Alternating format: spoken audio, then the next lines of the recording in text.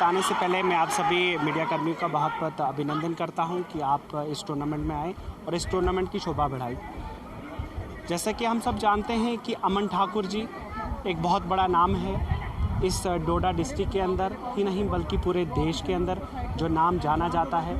Son of soil हम कहते हैं डीएसपी अमन ठाकुर जी, जिन्होंने इस देश के नाम शहादत दी है।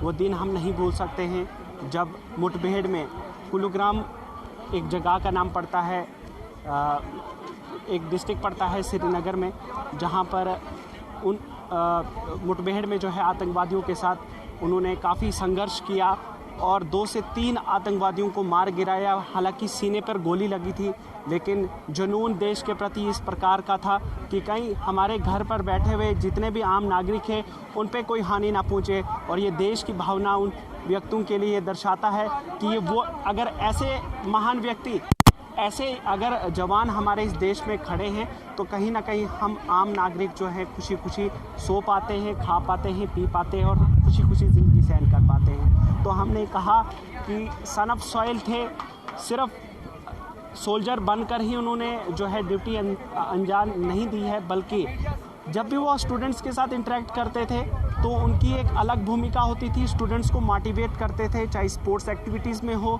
एजुकेशन में हो, हर एक क्षेत्र में हो। मैंने जैसे कि उनके भाई विनोद जी जो कि यहाँ पर एज आ सराज सिख कमेटी मेंबर हैं, उन्होंने भी उनके बारे में जब हमने गतमंडा की उनके साथ, उन्होंने भी कहा कि हमेशा मेरे को ही नहीं बल्कि पूरे सोसाइटी के जितने भी युवा हैं उनको वो ये कोशिश करते थे कि आप बाहर निकलिए।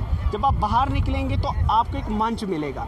वो मंच बहुत ज़रूरी होता है, क्योंकि जब आप एक ही सोसाइटी में बैठे रहेंगे, हालांकि सोसाइटी में बहुत से कल्चर होते हैं, आप उसको अडॉप्ट करते हैं तो आप वैसे जैसे बन जाते हैं। तो ऐसे ही कल्चर, आपको एक नया कल्चर मिलेगा। अब देखिए, पहली बार एथलेटिक्स में टूर्नामेंट हुआ है जिसमें कहीं हिस्ट्री में ऐसा नाम नहीं था कि एथलेटिक्स जैसा टूर्नामेंट स्पोर्ट्स स्टेडियम में हो।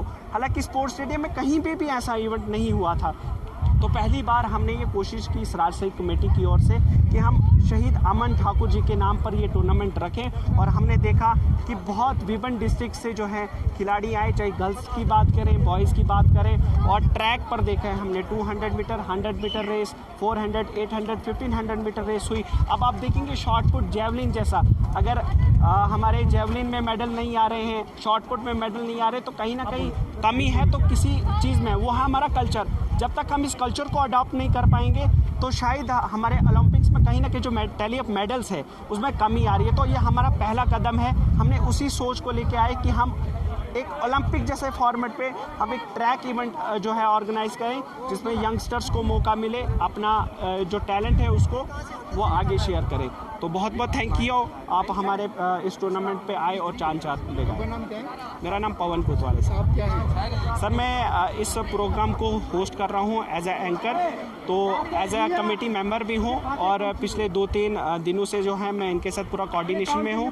और ऐसे इवेंट रहेंगे तो मैं ज़रूर इनके साथ हमेशा साथ रहूँगा, क्योंकि अपॉर्चुनिटीज़ होती है। हम जैसे यंगस्टर्स को जब मौका मिलता है तो हमें कोशिश करनी चाहिए खुद आगे निकलने की। जय हिंद, जय भारत।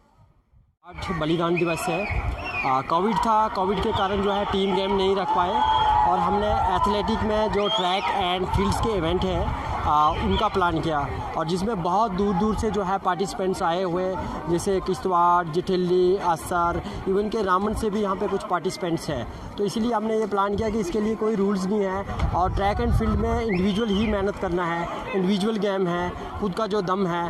और गाँव के बच्चे इसमें ज़्यादा पार्टिसिपेट ले रहे हैं। बहुत खुशी की बात है कि ये लोग आए और आज कम से कम भी 200 से 250 जो है हमारे पास रजिस्ट्रेशन हो चुकी है। अभी इवेंट चल रहे हैं यहाँ पे। और कितनी टीमें हैं और कहाँ से? सर, ये तकरीबन 3 डिस्ट्रिक्ट के आप कह सकते हैं। डोडा के तो बहुत सारे बच्चे हैं, उसके बाद किश्तवाड़, रामबन जैसे कि गांव हैं यहाँ पे, गोवा, मरमत, आसर, काशीगढ़, देसा, बहुत दूर दूर से बच्चे आए हुए हैं।